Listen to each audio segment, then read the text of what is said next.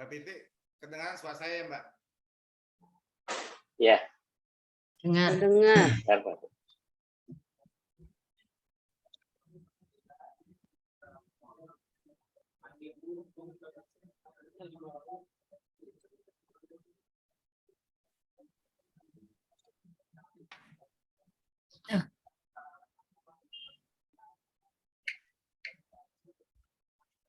Suaranya hilang ya?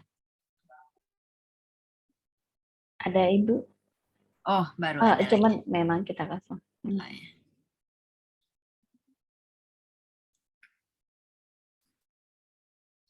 Aduh, saya nggak pakai latar belakang tadi. Nggak apa-apa deh ya. Ya Bu, aman.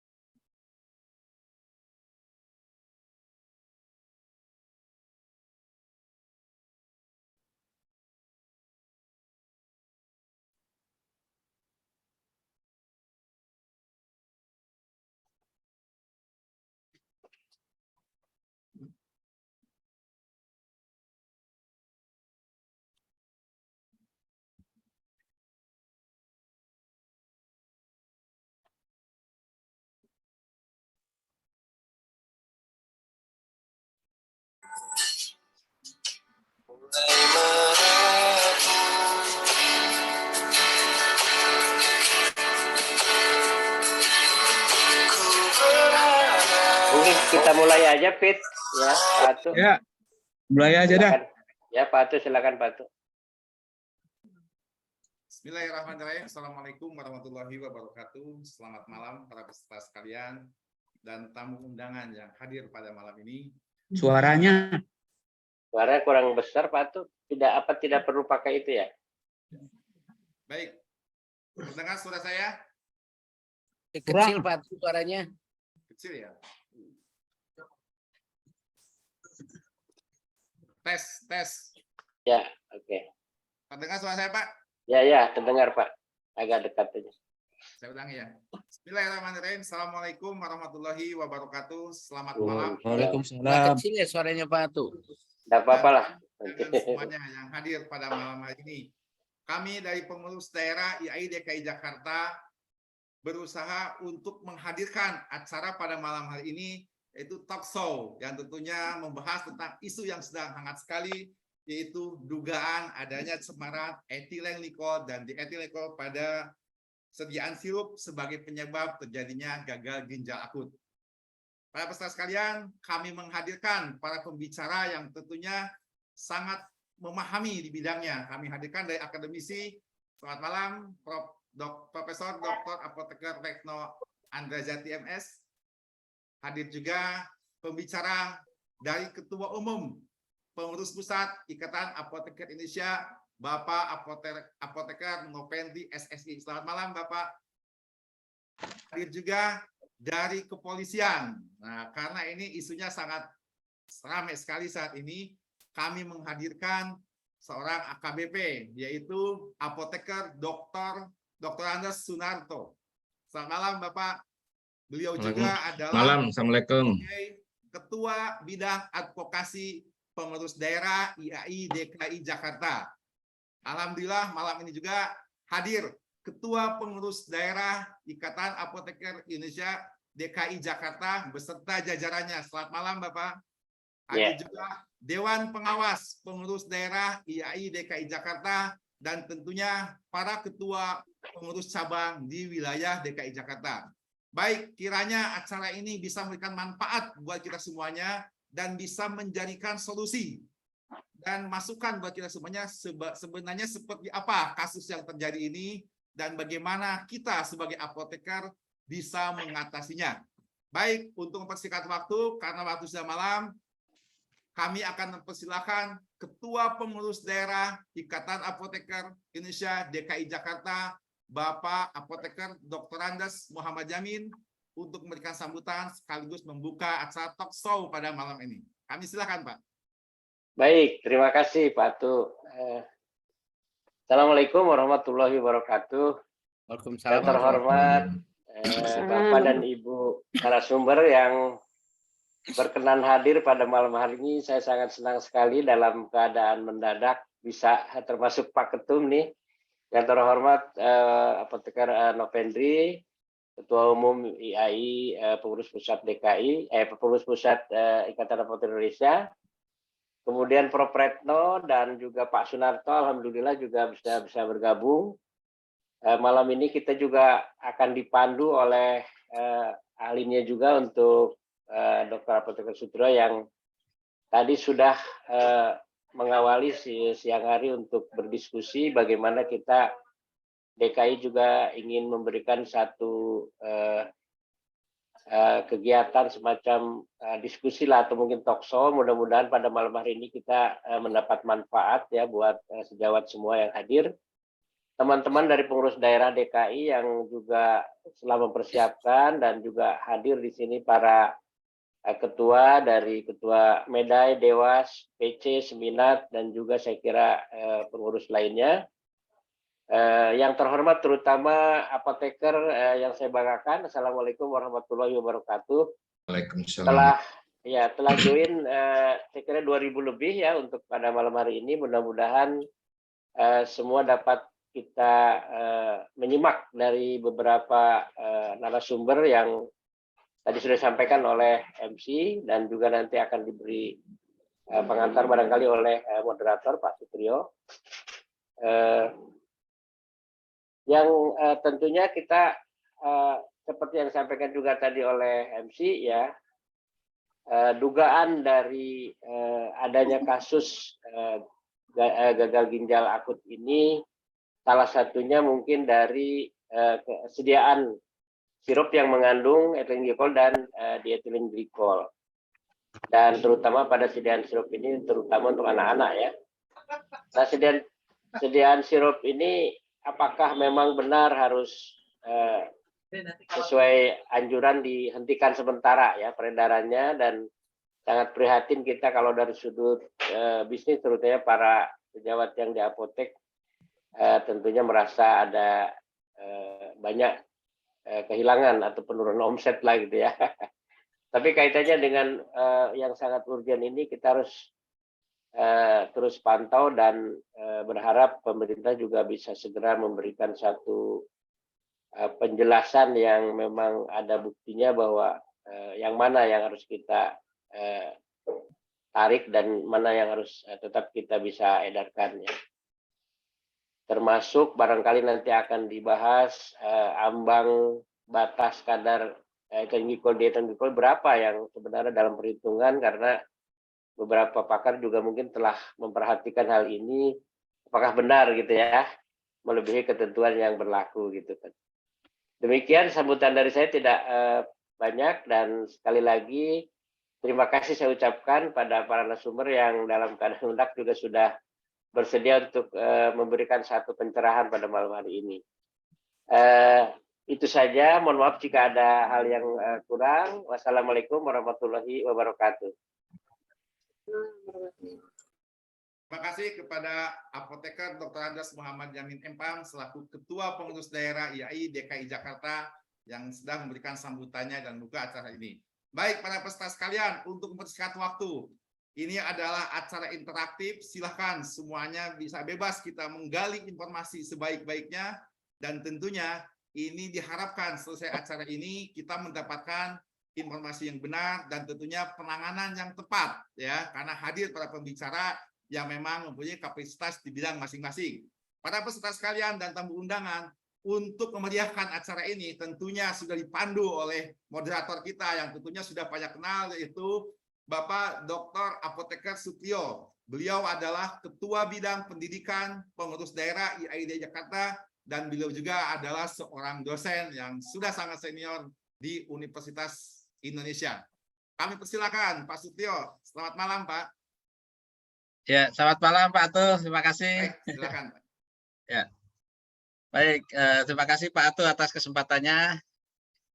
Yang kami hormati tentunya Bapak Ketua PDIAI DKI Jakarta, Bapak Dr. Andes Muhammad Yamin, apoteker, dan juga pengurus daerahnya ya, pengurus sejabatnya semuanya ya. Kemudian juga Ketua Dewan Pengawas, Ketua Medai, dan tentunya di sini telah hadir juga narasumber kita, ada Pak Novendri selaku Ketua PPIAI, ada Pak Fatno, dan juga ada Pak Sunarto.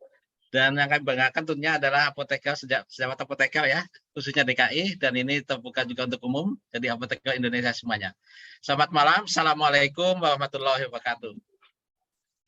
Ya, pada malam hari ini kami dari PDIAI DKI Jakarta akan mengadakan ya kegiatan diskusi atau talkshow mengenai kasus yang sedang viral ini ya. Jadi kasus yang cukup mengagetkan ya, dalam waktu singkat ini sudah cukup banyak menyita perhatian kita. Jadi kasus ini tentunya kita sama-sama tahu dimulai dari Gambia ya, sebagai peristiwa pertama mengenai gagal ginjal akut ya. Kemudian dalam 1-2 bulan ini di Indonesia sudah mulai muncul, dan ini cukup mengagetkan bagi kita semua.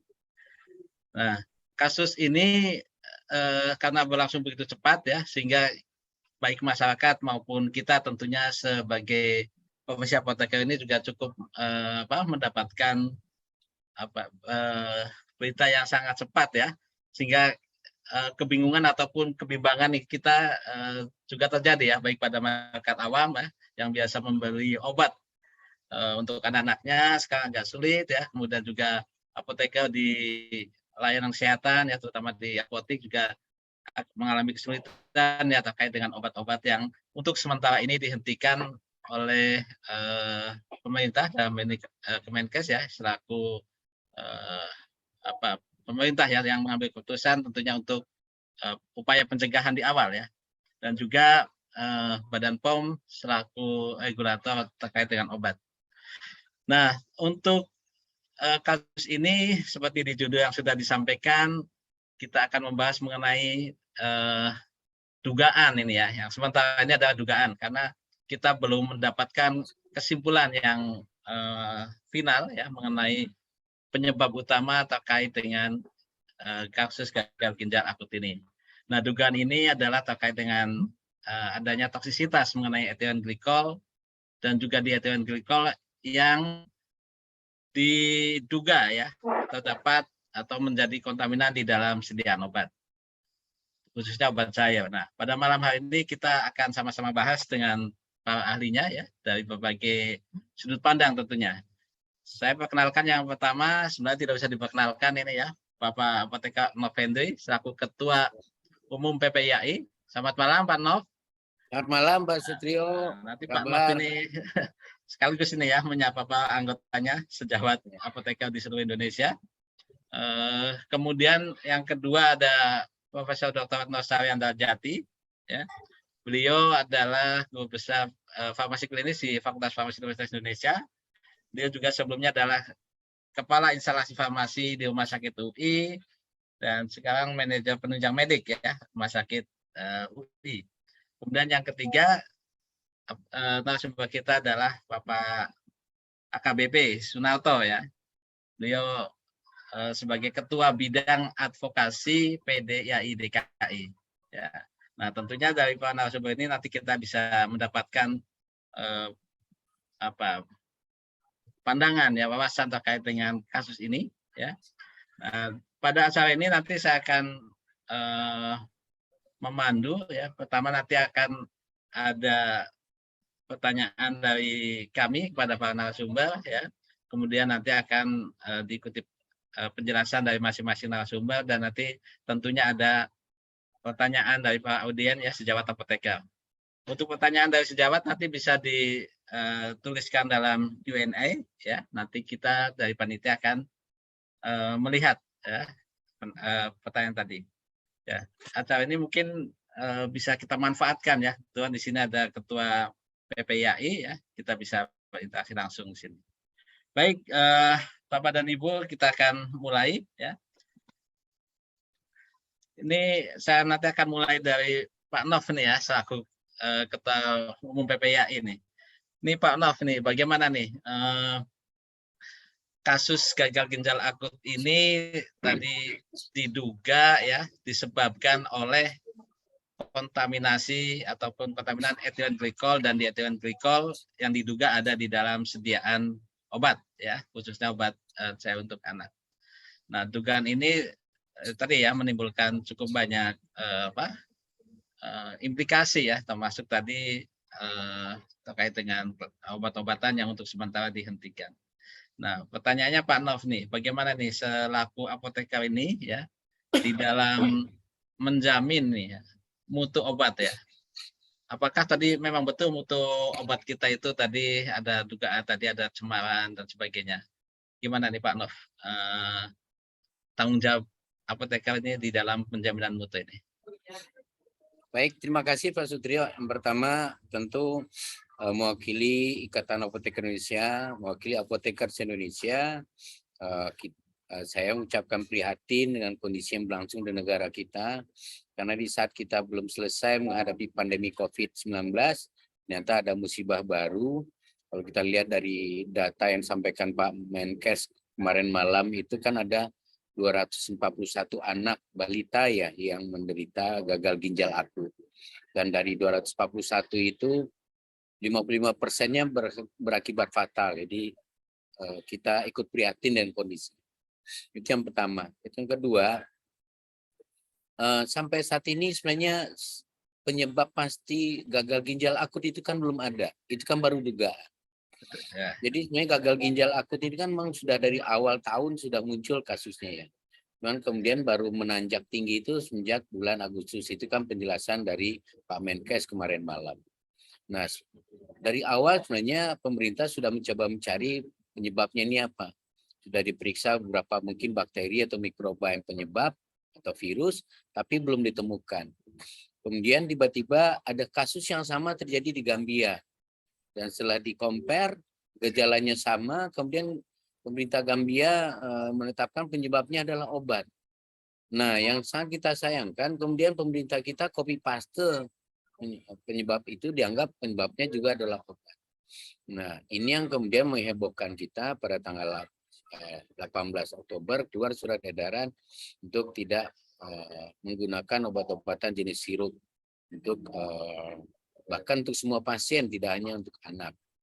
Nah, sebenarnya pada awalnya IAI merespon positif ini, kemudian segera membuatkan edaran secara hati-hati untuk supaya teman-teman di daerah, terutama apoteker yang berpraktek, bisa dengan nyaman kemudian menghadapi masalah ini. Karena kita, ya kalau yang terkena anak-anak dalam jumlah yang cukup banyak, tentunya ini juga menjadi perhatian kita bersama.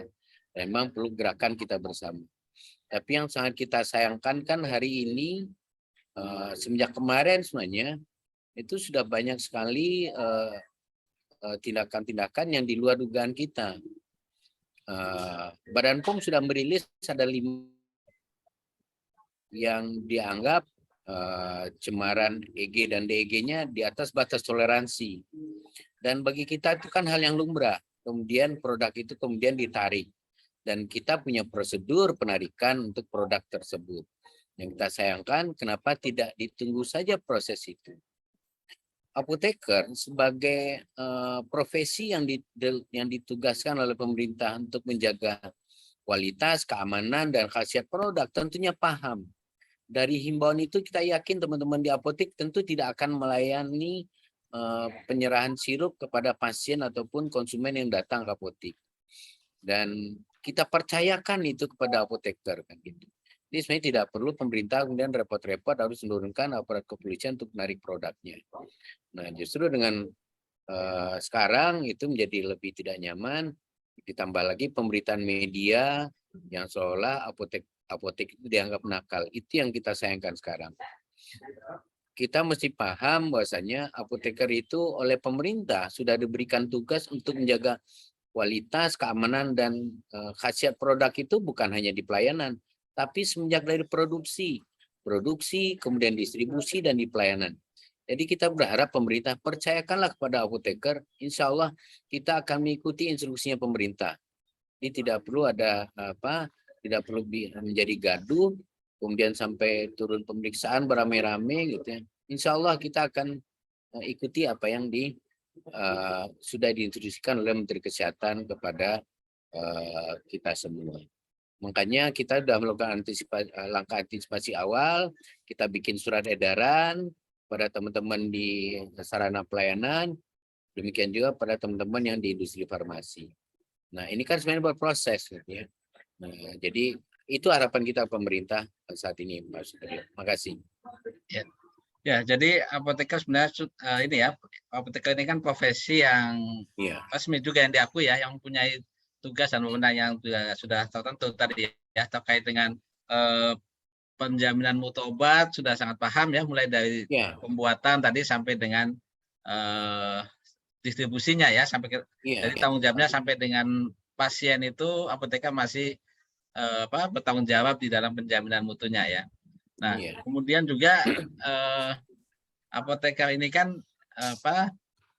tadi ya, apoteker juga akan melaksanakan ya apa yang tadi disampaikan oleh pemerintah ya, artinya mempunyai tanggung jawab juga ya, bahwa obat-obatan yang untuk sementara ini dihentikan pasti akan mengikuti itu ya, sehingga tadi diharapkan tidak berlebihan lah tadi ya di dalam proses penarikan obat. Memang itu sudah ada di dalam prosedur ya, termasuk juga kalau beberapa kali ada prosedur penarikan obat juga berjalan seperti biasa lancar gitu ya Pak Nov ya.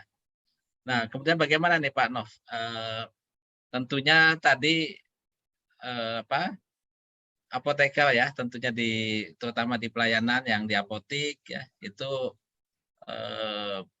punya perasaan yang berbeda-beda ini ya kalau menghadapi kejadian-kejadian seperti ini ya, apalagi kalau tadi ada tindakan-tindakan pemeriksaan dan sebagainya oleh aparat itu, bagaimana nih apoteker nanti akan bersikap gitu ya Pak Nov? Iya, jadi Pak, saya perlu tambahkan juga Pak Sudaryo, sebenarnya penarikan produk itu kan udah prosedur yang biasa bagi kita ya. Kemudian juga jadi tidak ada hal yang baru. Kemudian memang yang agak menyusahkan kita itu sekarang tidak boleh melayani sirup sama sekali. Nah, jadi ada sebagian teman yang bikin semacam surat pemberitahuan menempelkan kertas kecil tidak melayani penjualan sirup, itu juga ada. Tapi ada lagi yang kadang-kadang yang dianggap itu tidak cukup, kemudian sirupnya harus dialihkan dari etalase. Ini kan juga kasihan. Karena kita tahu di apotek itu kan lebih dari separuh itu kan sirup. Kalau itu dialihkan, mau dialihkan kemana? Apalagi kalau apoteknya kecil. Makanya malah nanti menjadi berantakan gitu. Jadi sekali lagi percayakanlah kepada apoteker, mereka tidak akan melayani penjualan sirup. Kalau memang itu terjadi, kita akan jatuhkan sanksi kepada apotekernya, sanksi kode etik. Makanya saya yakin teman-teman apoteker juga paham kondisi negara kita lagi darurat untuk kasus ini ya. Makanya kita berharap kita bisa menyelesaikan hal ini, karena seperti yang Pak Sutrio sampaikan tadi, apoteker itu adalah profesi yang diambil sumpahnya oleh negara melalui KFN ataupun Konsil Kefarmasian. Itu Pak Sutrio. Ya, baik, kita harapkan kita bisa selesaikan ini. Dan saya susah dalam beberapa hari ini sudah koordinasi dengan, apalagi kan di Badan POM itu ada Deputi 4 penindakan. Nah, kita juga sudah koordinasi dengan Deputi 4. Apalagi sekarang Deputi 4 itu dijabat oleh polisi berbintang 2, tentu akan lebih paham gimana kondisi di kita. Saya juga koordinasi dengan Bu Dirjen, selalu melaporkan kondisi terkini. Bu Dirjen juga meminta laporkan bagaimana kondisi di daerah kemarin. Tadi pagi saya sudah laporkan beberapa kejadian, daerah-daerah mana saja yang sudah didatangi teman-teman pihak kepolisian untuk penarikan produk. Jadi saya tetap lapor. Makanya ini kalau seandainya malam ini masih banyak seperti itu, besok mungkin secara tertulis kita akan melaporkan ini ke Menteri Kesehatan, kepada Kepala Badan POM, Karena bagaimanapun apotek dan apoteker itu kan satu kesatuan yang izinnya di bawah pengawasan Kementerian Kesehatan dan Badan POM, bukan di kepolisian. Sehingga kita perlu mengadu kedua institusi tersebut. Kok sekarang yang mengawasinya berganti, bukan Kementerian Kesehatan maupun Badan POM. Itu Pak Sutrio. Baik, terima kasih Pak Nov. Mungkin saya beralih dulu nih, nanti akan ke Pak Nov lagi. Ke Pak Foto dulu nih, Pak Foto. Iya, silakan, Pak. Ya, jadi kasus ini tadi kan dugaannya adalah toksisitas ya dari ethylene glikol dan diethylene glikol yang terkandung di dalam obat, ya, itu dugaan. Nah, yang ingin saya tanyakan nih Pak Foto, jadi bagaimana sebenarnya toksisitas dari suatu obat itu bisa muncul gitu? Padahal kan kalau obat itu tentunya minumnya itu ya sesuai dengan dosis ya, sesuai dengan takaran yang sudah dianjurkan oleh industri tadi dalam leafletnya, dan juga oleh apoteker di dalam penjelasan mengenai penggunaan obat dan sebagainya. Apakah ini mungkin nih Prof, toksisitas itu karena pasien minum dalam jumlah banyak, gitu ya? Kalau pasien minum satuan, apakah mungkin terjadi toksisitas? Ya, terima kasih. Ya, sudah terdengar ya? Saya kadang-kadang suka sudah, salah. Ya. Terima kasih nih, saya juga sebenarnya berapa hari terus baca terus ya, kenapa ini bisa terjadi gitu. Karena paracetamol itu kan obat yang sudah lama sekali ya. Barangkali sudah berapa ya? Dari tahun 1940-an ya, 48. Jadi berarti umurnya sudah berapa itu? Sudah 80 tahun ya, harusnya sudah sangat tercatat semua masalahnya. Semua masalahnya artinya risk and benefit-nya itu artinya harusnya sudah sangat banyak catatan untuk itu. Dan ternyata tiba-tiba ada outbreak seperti ini. Sebetulnya bisa saja sih memang ada faktor-faktor lain yang kemudian menjadi pemicu untuk ini. Ya, pemicu untuk terjadinya suatu efek samping lah ya, kalau ini tadi mau dikatakan efek samping yang lebih hebat. Tetapi kita juga harus tahu dulu mengapa efek samping yang sangat berat ini bisa terjadi gitu.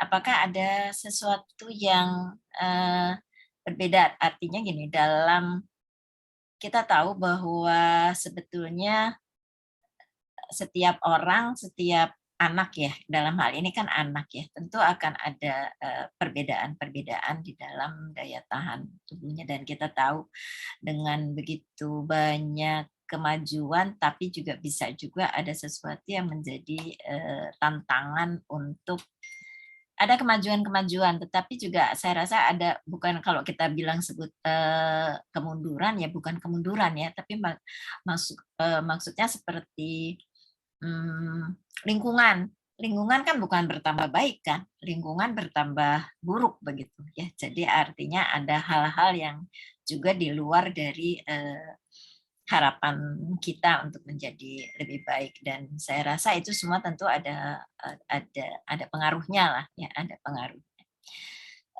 Kita tahu juga farmakogenetik ini sekarang memang sedang banyak diteliti. Orang dikasih obat bisa berefek positif, bisa berefek negatif, bisa tidak ada efeknya, ya, bisa tidak ada efeknya. Jadi memang sebetulnya sudah sangat umum ya. Jadi bahwa ada yang pokoknya dia tidak ada efek negatif, tidak ada efek positif. Ada yang efek negatif saja, ada yang efek positif saja, ada yang efek positif dan negatif. Nah, ini mungkin yang termasuk tadi hanya negatifnya saja yang muncul. Positifnya tidak muncul. Ya, dalam farmakogenetik biasanya kita ada 4 hipotesis itu ya. Jadi, nah sekarang tinggal apakah pemicunya begitu? Mengapa kemudian terjadi yang sangat apa ya, artinya yang tidak biasa terjadi itu kemudian tidak terjadi, kemudian kejadian pada anak-anak kecil ya, anak-anak artinya di bawah umur ya yang parah. Nah, ini mungkin kita juga harus tahu juga sebetulnya pada kondisi yang sekarang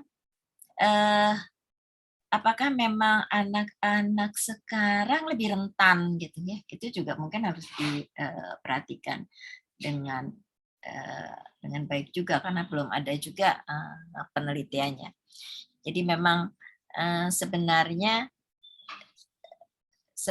sangat kita harus banyak apa ya, artinya harus sangat disayangkan kalau kemudian seolah-olah kesalahan semua ada di obatnya gitu ya, ada di obatnya gitu, seolah-olah semuanya salah obat, kemudian akhirnya yang menjadi sasaran adalah tentunya farmasi, industri farmasi gitu ya.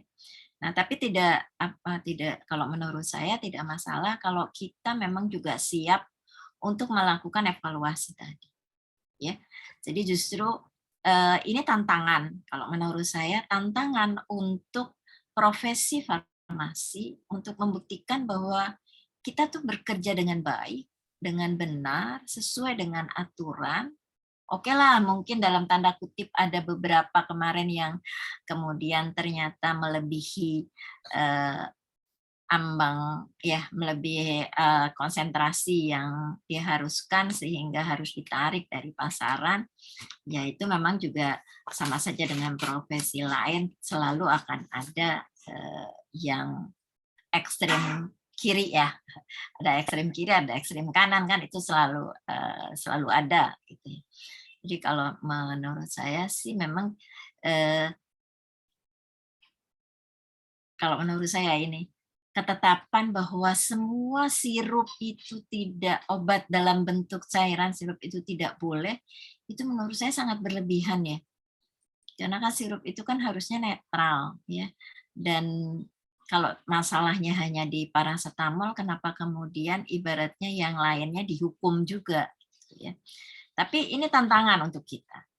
Tantangan untuk farmasi bisa membuktikan bahwa ketetapan itu kurang tepat. Ya. Jadi saya merasa bahwa hal-hal yang mungkin kita rasakan seperti tadi Pak Nov mengatakan macam-macam itu sampai polisi ikut-ikutan ini ya, mengawasi sampai kita seperti orang pesakitan gitu ya, orang yang salah yang harus Nah, ini barangkali ini tantangan ya, tantangan untuk kita untuk memperbaiki ya, untuk memperbaiki di profesi kita kalau menurut saya. Dengan semua kelebihan dan kekurangan barangkali kita harus bersatu. Pak Nov, kita harus bersatu. Kita harus bersatu yang sesuai dengan bidangnya masing-masing. Teman-teman di industri tentunya harus bisa membuktikan bahwa mereka tidak melakukan bukan kesalahan ya, artinya sesuatu yang mungkin kurang tepat. Bahan bakunya, bahan baku yang teruji, prosesnya sesuai dengan CPOB dan sebagainya. Barangkali itu yang mungkin harus kita tunjukkan, gitu ya. Yang harus kita tunjukkan.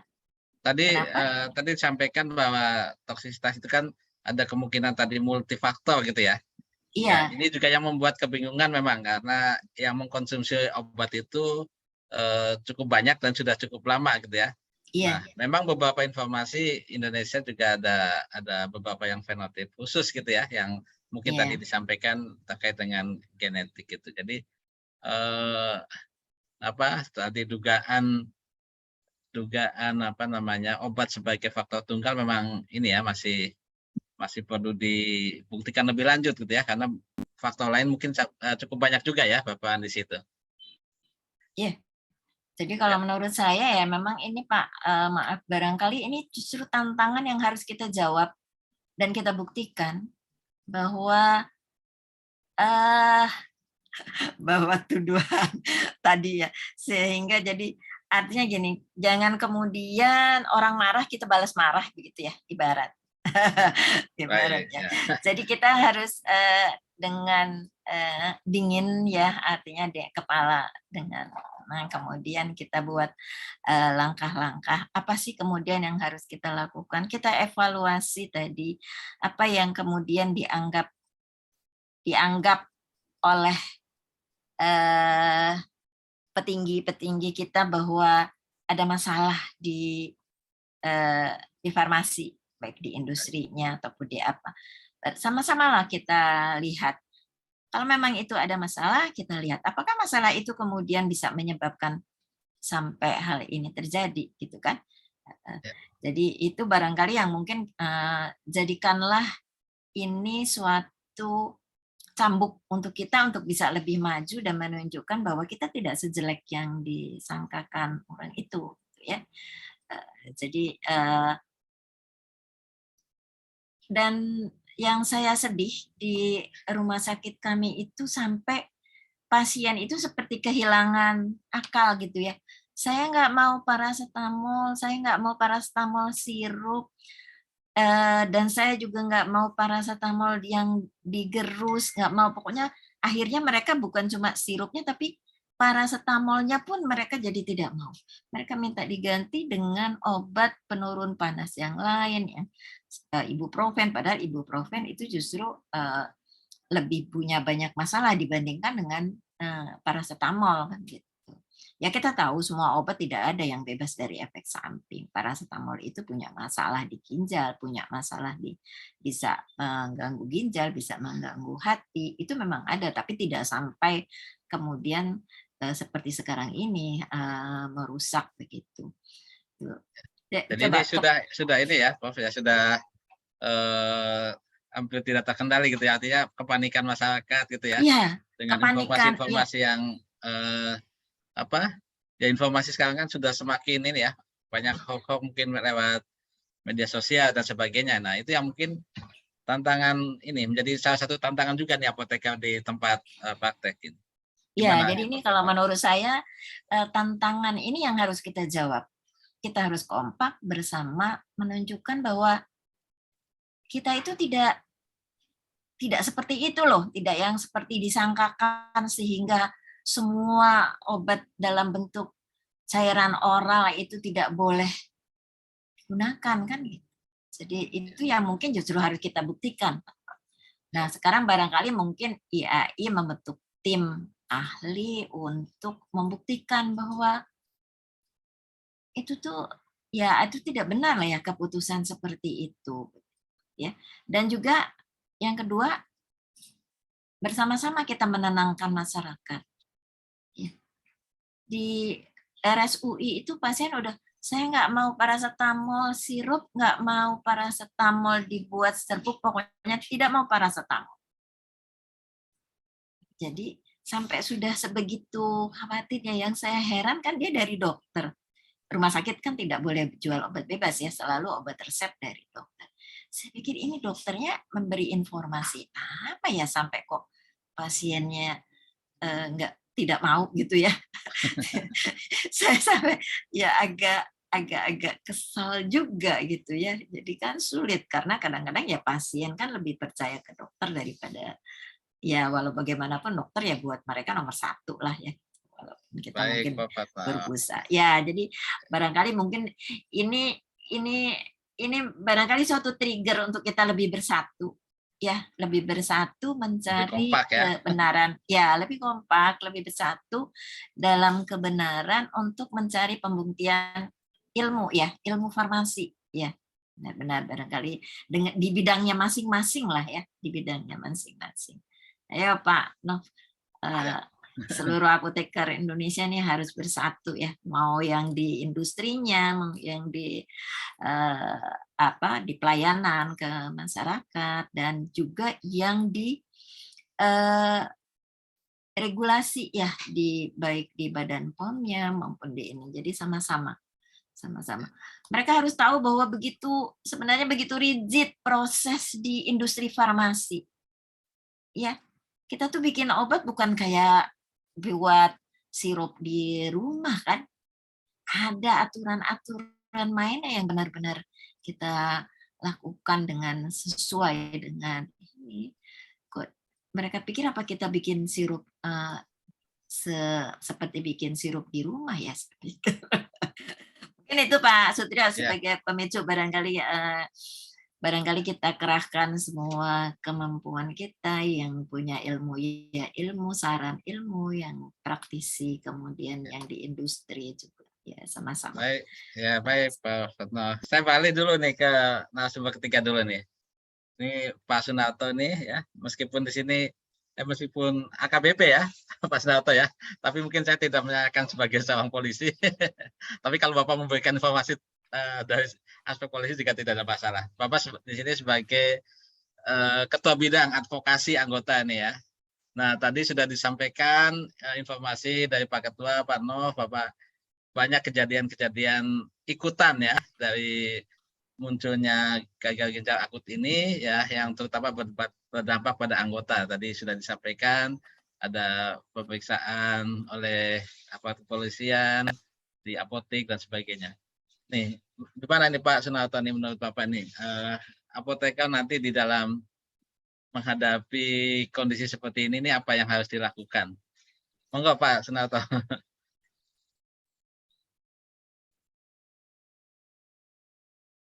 Masih mute?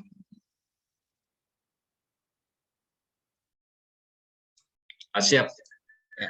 Oke, terima kasih. Sebelumnya saya aturkan terima kasih dan Assalamualaikum warahmatullahi wabarakatuh. Waalaikumsalam warahmatullahi wabarakatuh. Rabbi syrah li sadri wa yassir li amri wahlul 'uqdatam min lisani yafqahu qawli.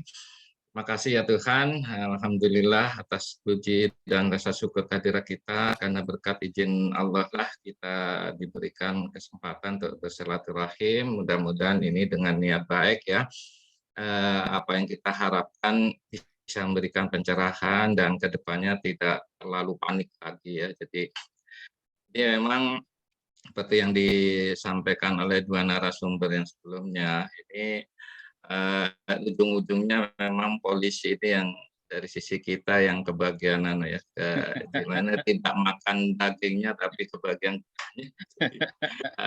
tapi para sejawat semua yang saya hormati, jadi mohon mungkin kita apa ya, dengan hati terbuka mohon dipahamin ya, bahwa polisi itu terutama di lapangan kalau dia pakai uniform resmi itu pasti disertai dengan surat tugas ya, surat tugas. Surat tugas itu pasti ada dasarnya ya.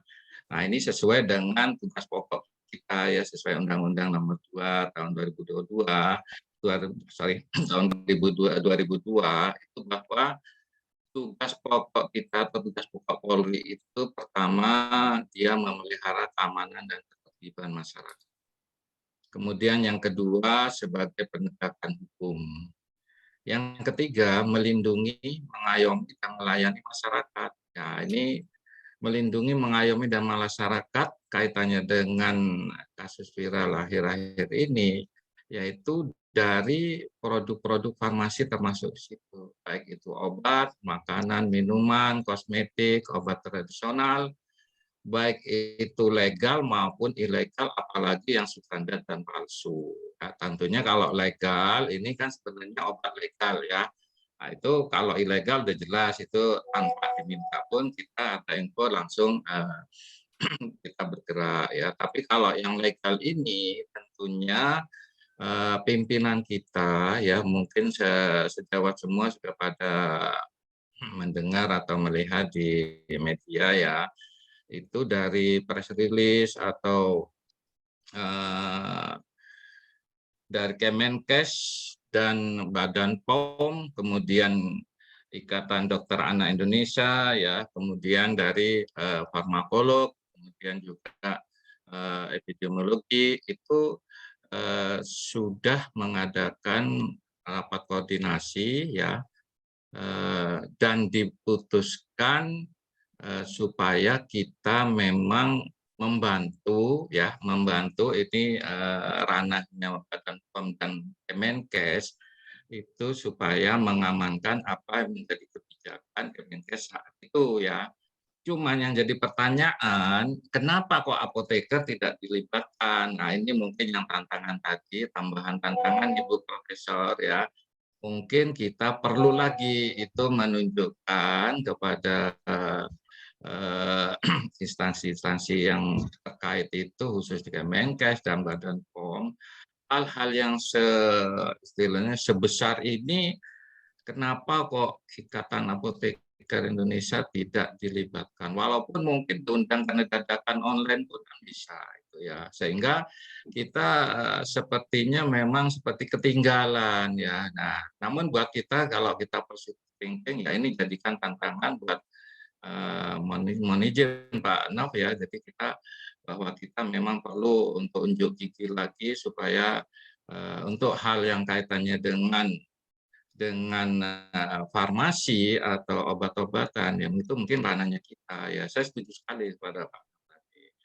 Namun karena ini perintah sudah mendadak dan itu memang harus diamankan ya, itu walaupun hasil resminya saya tahu sendiri itu baru hari Kamis kemarin itu ya, hari Kamis itu ada sejawat kebetulan juga yang diminta dari instansi luar itu untuk bantu Badan POM itu juga sekalian melatih ya untuk menggunakan salah satunya GCMS itu. Nah, itu memang hasilnya itu kan terbatas ya. Jadi butuh waktu untuk install, butuh waktu, kemudian mungkin setelah jalan tuh mungkin bisa 20 menit atau 30 menit paling lama bisa ketemu satu sampel. Padahal ini ratusan ya. Akhirnya Kemenkes minta ke lapor ya, ke lapor dengan mengirimkan sampel yang kebetulan sampelnya itu blank ya, jadi kita seperti diberikan ujian seperti itu. Jadi dikasih sampel 4 sampel, itu satu cairan tubuh, kemudian satunya itu cairan urin, satunya lagi cairan darah, dan satunya sisa obat. Nah, itu tapi semuanya blank gitu, kita tidak ada gitu lah ya. Jadi makanya kita koordinasi dengan lapor itu bolak-balik ke sana. Pas hari Jumat itu juga kita tindak lanjutin lagi, Kamis kemudian saya minta informasi ke sejawat yang swasta ya, sampai saya bikin surat ya, bisakah kita pinjem alat ya, kita terbatas ya, di lapor itu cuma ada 2 untuk yang khusus untuk ini ya, yang GCMS-nya ya. Kemudian di kita itu ada LCMS, kemudian yang lain yang tidak bisa secepat GCMS karena ini kan masanya rendah ya, jadi harus GCMS. Jadi itu ya Pak Snauta, jadi pemeriksaan sendiri tidak bisa secepat itu ya, apalagi dengan sampel yang sangat banyak ya. Apalagi pakai LCMS. LCMS itu kita harus didirikan dulu, dibesarkan dulu masanya. Dan itu butuh waktu untuk awal kemarin tuh 1 hari. 1 hari pun dari 4 sampel itu baru ketemu 2 itu yang ya. Itu pun belum ini ya, belum tergantung mereknya juga ya, sudah ada library-nya apa enggak gitu ya. Itu oke. Kemudian saya lanjutkan, dasarnya Kapolri kenapa kok sekarang ini pada turun Polisi masuk apotek gitu ya? Ya, itu dasar awalnya ya berdasarkan MOU Kapolri dengan Kemenkes ya pada nomor 916 ya bulan Mei ya tahun 2011 ya, tepatnya tanggal 5 Mei. Itu di pasal 3 huruf 1 itu koordinasi pembinaan dan pengawasan peredaran semua sediaan farmasi dan alkes itu memang itu sudah paten itu, jadi sudah sudah MOU termasuk dengan Badan POM ya. Bahkan Badan POM pada saat Bu Luki itu kerjasama MOU dengan Bapak Napolres khusus untuk farmasi. Terima kasih Pak Snauta. Jadi Halo, mungkin garis bawah saya sedikit aja Pak. Jadi saya minta sejawat itu tidak usah panik ya, apalagi apotek itu kan legal ya, dan juga sepanjang obat-obat yang Bapak Ibu itu sediakan itu dari jalur resmi ya. Cuman pertama langkah mungkin karena itu nanti mungkin katanya itu ya, kenapa jangan panik. Langkah pertama kalau ada petugas datang itu dari surat PR yang dikeluarkan oleh Kapolri itu bahwa polisi di situ cuma membackup ya. Jadi membackup dari dinas setempat atau balai POM setempat itu untuk memastikan bahwa apa yang jadi perintah dari Kemenkes dan Badan POM itu jangan sampai ada peredaran dulu, jadi disembunyikan dulu lah atau tidak usah keluar di sarana disebut gitu ya. Jadi jangan dilayani dulu lah sampai ada putusan itu. Pak Itu Sunarto, ya. kita kan ini lanjut Ya. dari pertanyaan sejawat ini sudah cukup banyak ya. Oke, monggo. Baik. Ini ada beberapa pertanyaan ini sudah cukup banyak. Saya bacakan saja ya. Yang pertama dari sejawat apoteker Pak Pantas Tobing ya. Ini pertanyaan mungkin untuk Pak Nov ini ya. Apakah sudah diperhitungkan kerugian yang ditimbulkan dari kebijakan yang diambil ya? Maka mungkin PPYI itu sudah menghitung ataupun mendapatkan laporan dari dari lapangan ya terkait dengan kerugian yang mungkin ditimbulkan dari kebijakan yang tadi sudah diambil yang oleh Kemenkes ya dengan penarikan atau penghentian sementara. Kemudian juga nih saya akan gabungkan juga nih ya terkait dengan surat yang dari Kemenkes tadi yang butir 8 tadi ya yang penghentian sementara penggunaan penjualan obat dalam bentuk sirup tadi ini ternyata masih membingungkan juga nih ya di sejawat apoteker ini apakah termasuk juga obat-obat herbal gitu ya obat-obat herbal dalam bentuk cairan itu juga tidak boleh gitu ya kemudian juga apakah di sini ini dari beberapa sejawat ini ya ya Pusat tadi sudah berkoordinasi dengan kepolisian tadi ya terkait dengan tindakan-tindakan itu. Nah, itu Pak Nov ya. Untuk Pak Nov dulu ya. Sementara sampai 4 pertanyaan itu ya. Baik, terima kasih Pak Setrio. Terkait kerugian sebenarnya ini kan risk manajemen ya. Sebenarnya ini pemerintah yang perhitungkan. Ternyata ini di luar dugaan kan ya. Jadi sewaktu apalagi kemudian pemilihan ya saya harus jujur menyampaikan pemilihan bahasanya juga tidak bagus. Seperti tidak ada koordinasi dengan bidang farmasinya. Semua sirup kan. Bahkan untuk semua usia kan di situ di edarannya itu. Bahkan hal yang paling konyol lagi juga masuk sirup kering. Padahal kan sirup kering itu puyar yang dimasukkan di botol, bukan sirup kan gitu ya. Jadi pemilihan kalimat di edarannya itu yang sebenarnya bagi kita tidak pas. PPYI sebenarnya ingin lebih menjelaskan lagi, tapi rasanya kurang pas kalau nanti malah bikin kehebohan baru gitu. Kami tadinya pengen menjelaskan sebenarnya sirup yang mana sih yang dianggap yang harus diwaspadai kan gitu ya. Kalau kita bicara EG dan etilen glikol dan polietilen glikol kan sebenarnya selaku seorang apoteker kan bisa mengklasifikasikan sebenarnya sirup yang mana sih yang bisa diduga mengandung itu.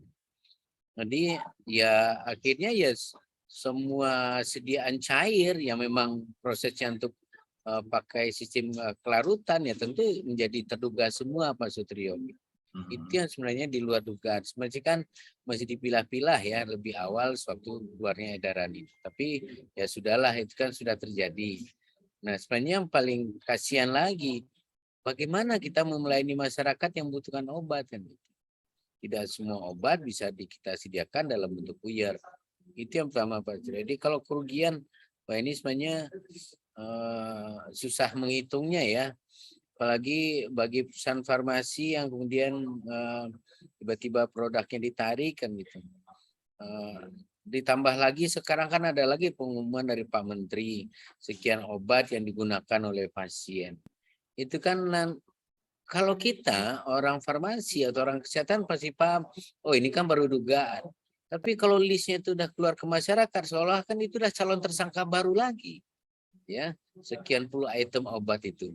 Apakah itu nggak mengkhawatirkan? Biasanya masyarakat kan lebih simpel melihat masalahnya itu. Oh, ini ada kemungkinan besar ini, padahal sampai sekarang pun termasuk 5 obat yang ditarik itu juga belum bisa dipastikan itu adalah penyebab dari gagal ginjal. Jadi ya kami berharap pada pemerintah tentu agak lebih hati-hatilah mengumumkan sesuatu gitu ya, yang kemudian dampaknya sangat besar. Bagi kita apoteker ini menyebabkan krisis kepercayaan masyarakat kepada apoteker. Seolah apoteker tidak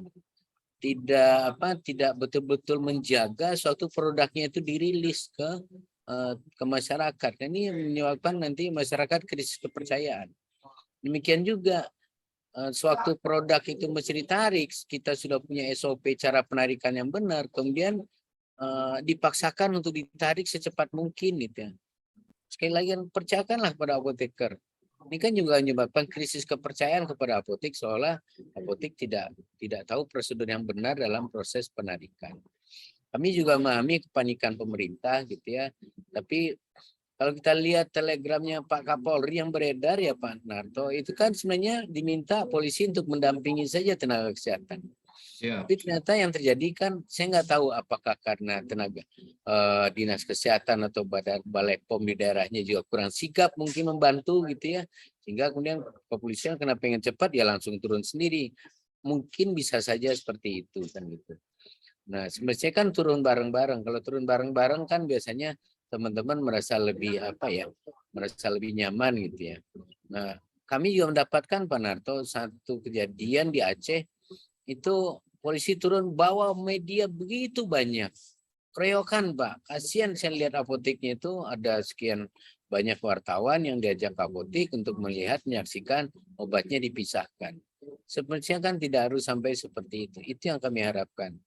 Makanya mudah-mudahan acara ini juga disimak oleh orang-orang dekatnya Pak Kapolri supaya menjadi perhatian kita bersama. Apotek itu sarana kesehatan. Apoteker penanggung jawabnya adalah tenaga kesehatan yang mendapatkan izin dua-duanya dari pemerintah. Ini bukan toko kelontong, ini bukan swalayan, ini adalah sarana kesehatan. Jadi mohon juga pemerintah memperlakukan apotek itu sebagai sarana kesehatan, sebagaimana pemerintah memperlakukan klinik, memperlakukan rumah sakit, memperlakukan puskesmas. Itu yang kami harapkan dari PPIAI. Itu Pak Sutrio untuk pertanyaannya. Baik, mungkin tadi pertanyaan yang perlu diperjelas lebih jauh tadi terkait dengan apakah tadi PPIAI sudah berkoordinasi ya dengan pihak kepolisian, karena tadi informasi dari Pak Sunarto juga kepolisian menjalankan tugas berdasarkan peraturan juga. Nah, ini gimana nih Pak Nov? Karena ini tadi yang seperti disampaikan Pak Nov, ya apoteker yang tidak biasa berhubungan dengan polisi, tiba-tiba berhubungan dengan polisi kan menjadi suatu menimbulkan efek psikologis juga ini ya. Gimana nih PPIAI menghadapi itu? Apakah memang sudah ada koordinasi secara langsung ya dari PPIAI kepada kepolisian? Kita IAI itu kan taat dengan regulasi ya Pak Setio. Kalau kita baca di undang-undang, tenaga kesehatan itu sarana kesehatan yang membinanya itulah Kementerian Kesehatan untuk farmasi khususnya ya. Itu kan yang membinanya itu pembinaan pengawasan itu ada di Kementerian Kesehatan, di Dinas Kesehatan dan di Badan POM. Tidak dengan kepolisian. Jadi rasanya juga nggak pas kalau kita koordinasi dengan kepolisian. Khawatir nanti pembina kita yang 2 itu merasa dilangkahi. Jadi saya selama 3 hari ini selalu koordinasi dengan Kementerian Kesehatan dengan Badan POM. Di Badan POM ada Deputi 4 penindakan yang saat ini dijabat oleh Polri Bintang 2. Kami koordinasi, kami minta tolong ini disampaikan. Koordinasi Pak. Dengan Kementerian Kesehatan juga begitu, saya selalu sampaikan data-datanya ke Bu Dirjen. Makanya jadi kami nggak mau melangkahi beliau-beliau berdua itu kemudian langsung ke Kapolri, karena kita paham pembina kita itu 2 tersebut ya, Kementerian Kesehatan dan Badan POM. Itu Pak Sutrio. Jadi bukannya kita tidak mau ke Kapolri kan gitu ya. Tapi kita sudah koordinasi dengan ini ya, instansi di BPOM dan Kemenkes gitu ya. Diharapkan nanti Kemenkes dan BPOM itu memang yang berkoordinasi langsung dengan kepolisian ya. Oke, baik. Pertanyaan berikutnya mungkin ini untuk Pak Fotno nih ya. Ini setelah kasus ini kan kemudian ini ada nih antidot ini ya, yang sekarang sedang didatangkan dari Singapura nih. Tapi ada juga nih isu nih Pak Foto, katanya antidotnya bisa menggunakan vitamin B kompleks untuk menetralisir DEG. Benar nggak nih, Pak? Ini beberapa sudah muncul katanya nanti vitamin B kompleks banyak yang laku nih, Pak. Yang terakhir dulu saya jawab. Terima kasih atas pertanyaannya. Saya malah belum baca ya kalau itu katanya dengan B antidotnya B kompleks. Itu memang saya belum pernah baca itu sama sekali ya. Kemarin saya juga baca-baca. Itu baca di mana ya? Ada B kompleks itu. Ya ini biasa kan Prof, di informasi yang cepat sekali tadi bisa lewat media sosial dan sebagainya. Jadi belum ini ya, belum ada. Belum ada, ya. Kalau tentang antidot yang fomepizol itu tadi kan dia diharapkan dia akan menghambat terjadinya metabolit yang toksik tadi, sehingga dari etilen glikolnya itu tadi menjadi metabolit yang toksik itu dicegah ya, dihambat sehingga metabolit toksiknya tidak terbentuk. Yang saya juga heran, kita tuh ternyata nggak punya ya antidot ini. Padahal kalau menurut saya harusnya Indonesia itu punya ya harusnya ya, dengan penggunaan yang sekian banyak dan sangat umum karena ini obat bebas. Ya. Ternyata kita belum pernah punya sama sekali. Memang antidot itu selalu kalau di rumah sakit sesuatu yang memang pastinya tidak akan ada untungnya, merugi itu pasti. Seperti antidot untuk gigitan ular gitu. Itu biasanya akhirnya expired. Tapi kita harus punya. Yang saya heran ternyata kita belum pernah punya nih antidot untuk masalah keracunan atau toksisitas dari parasetamol. Itu juga barangkali karena sebegitu lamanya aman-aman saja dan mungkin kalau ada masalah juga sepertinya dianggapnya itu bukan karena efek samping yang berat dari parasetamol ya, mungkin karena tidak kenal. Heran juga ya. Saya juga heran karena saya juga di pelayanan ternyata saya nggak punya ya fomepizol ini. Ini juga nih Pak Fatna ada pertanyaan. Tadi kan Bang itu etilen glikol dan dietilen glikol kan masih dugaan ya. Jadi memang pemerintah dalam hal ini Kemenkes dan Badan POM itu juga sedang mencari penyebab secara komprehensif gitu ya. Meskipun tadi tindakan awalnya sudah pelarangan terkait dengan obat. Nah ini di beberapa publikasi itu juga sudah mulai ada ya terkait dengan hubungannya nih dengan dengan COVID gitu ya. COVID dengan AKI sebenarnya. Apakah ada kemungkinan penyebab itu bahwa AKI itu tadi dari virus COVID dan sebagainya? Ya, ya long COVID itu juga salah satunya, tapi memang efeknya bisa ke arah gangguan pada ginjal ini ya. Tapi kita tahu pada anak-anak itu kan sebenarnya sangat, boleh dikatakan sangat sedikit sekali yang tertular COVID. Ya. Jadi walaupun ada ya, tetapi sangat jarang sekali. Nah, kita juga tidak pernah juga melakukan tes COVID pada ini kan pasti masih di bawah 5 tahun ya, di bawah 5 tahun. Dilakukan pemeriksaan ataupun diberi vaksin itu kan sebenarnya yang sudah lebih besar ya. Jadi memang tidak pernah memang ini pada anak-anak dilakukan. Saya tidak ada dengar bahwa misalnya balita itu mendapatkan vaksinasi dan balita yang terkena COVID memang ada. Jadi kalau keluarganya terkena semua, terutama waktu di awal-awal ya, itu biasanya balita juga akan kena. Tapi biasanya mereka lebih kuat malah, ya, lebih kuat. Yang biasanya kemudian akhirnya meninggal itu justru yang lebih tua ya, yang artinya umurnya Jadi ini ya sudah Pak. lansia. Ya. Jadi kalau secara teoritis tadi COVID bisa juga berpengaruh pada kerusakan pada ginjal ya. Hanya kalau untuk pada pasien ini perlu diteliti lebih lanjut apakah memang Iya, apakah faktor karena tadi ya. COVID? Iya, Ya, apakah karena COVID karena- benaran atau tidak gitu ya? Ya. Tapi secara Kita teoritis tadi COVID bisa menyebabkan kerusakan pada gangguan. ginjal gitu ya. Iya, bisa. Iya, Ya. COVID bisa menyebabkan gangguan pada ginjal. Baik, ini mungkin yang berikutnya masih Pak Nov tadi ya nih terkait dengan tadi cemaran EG dan DEG ya. Ini malah ada juga salah persepsi gitu yang disebut cemaran itu obatnya tercemar gitu ya Pak Nov. Iya, betul, Ini karena betul. bahasa cemaran itu tidak sama ya untuk semua ini. Banyak masyarakat umum juga yang menganggap Iya. bahwa obatnya itu tercemar DEG dan EG ya. Tercemar itu artinya kemasukan gitu ya. Iya. Banyak kemasukan dan sebagainya. Ada juga yang tadi menanyakan keterkaitan apakah karena botolnya sekarang banyak plastik gitu ya. Nah, itu gimana Pak Nov ini mungkin dari sudah mendapatkan dari bidang industrinya di PPA ini.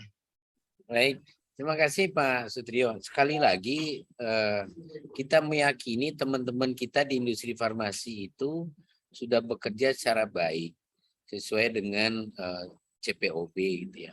Makanya kita dalam buat surat edaran kemarin juga sangat berhati-hati. Tadinya kan kita pengen edaran kita tuh sangat farmasi banget gitu ya. Kita tuliskan impurity dalam kurung cemaran gitu ya. Tapi surat kita kan juga nanti dibaca masyarakat. Wah, nanti malah salah tanggap, dianggap produk farmasi itu tercemar gitu ya. Padahal kan itu hasil proses produksi ya, dan selama dia masih di bawah nilai toleransi kan nggak ada masalah. Jadi walaupun ada kemasannya berubah segala macam, kan kita tahu kalau setiap ada perubahan bahan baku, perubahan kemasan, pasti kan akan lapor ke Badan POM. Pasti akan mendapatkan proses proses pengujian pemeriksaan oleh Badan POM baru kemudian setuju. Jadi mari kita hilangkan sakwa-sakwa sangka yang seperti itu, karena nanti justru itu membahayakan bagi kredibilitas teman-teman kita di industri farmasi. Makanya saya baru paham kenapa kemudian apoteker di industri farmasi maupun di PBF itu kemudian juga punya surat izin praktek. Dulu kan sudah izin kerja, tapi kemudian berubah jadi surat izin praktek. Saya dapat pemahaman dari Pak Faik selaku guru kita yang sangat handal dalam urusan undang-undang farmasi. Beliau yang menceritakan, dengan surat izin praktek, maka apoteker di industri itu adalah berpraktek. Berpraktek sesuai dengan standar profesinya. Di mana standar profesinya itu mencakup 3 hal. Ada etik, ada pengetahuan, dan ada keterampilan.